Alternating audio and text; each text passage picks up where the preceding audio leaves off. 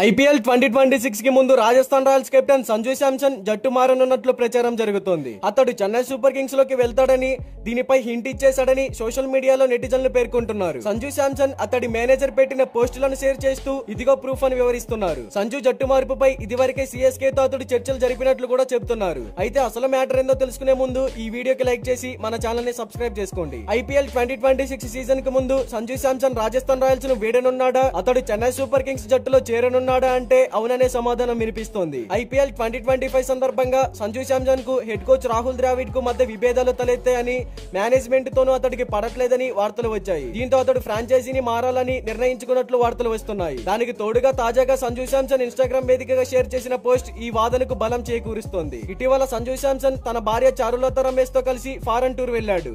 ఈ మేరకు తన భార్యతో కలిసి దిగిన ఫోటోను సంజు ఇన్స్టాగ్రామ్ లో పోస్ట్ చేశాడు. అయితే ఈ పోస్ట్ కు వెళ్లాల్సిన సమయం వచ్చింది అనే క్యాప్షన్ ఇచ్చాడు. ఇదే కొత్త ఊహాగానాలకు తెరలేపింది. ఈ ఫోటో చూసిన నెటిజన్లు సంజు శాంసన్ ఎల్లో లైన్ దాటుతున్న ఫోటోను షేర్ చేశాడని, తమిళ సాంగ్ ను కూడా యాడ్ చేశాడని, దీంతో అతడు సిఎస్కే లోకి వెళ్లడం ఖాయమని పేర్కొంటున్నారు.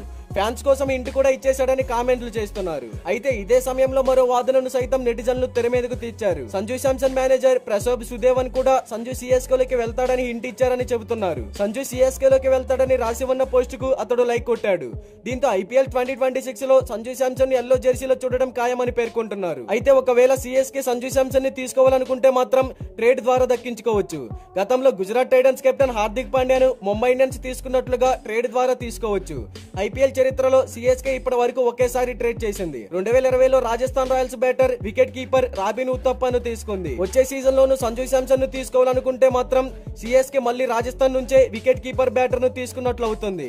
కాగా సంజు శాంసన్ సిఎస్కే మధ్య ఇదివరకే చర్చలు జరిగినట్లు తెలుస్తోంది. మరి దీనిపై క్రికెట్ ఫ్యాన్స్ గా మీరేమంటారు? సంజు శాంసన్ సిఎస్కే టీమ్ లోకి వెళ్ళాలి లేదా అతను రాజస్థాన్ టీమ్ లోనే ఉండాలి అనేది మీ ఒపీనియన్ ఏంటో కామెంట్ చేయండి. ఇలాంటి క్రికెట్ కంటెంట్ కోసం మన ఛానల్ ని సబ్స్క్రైబ్ చేసుకోండి. Thank you for watching.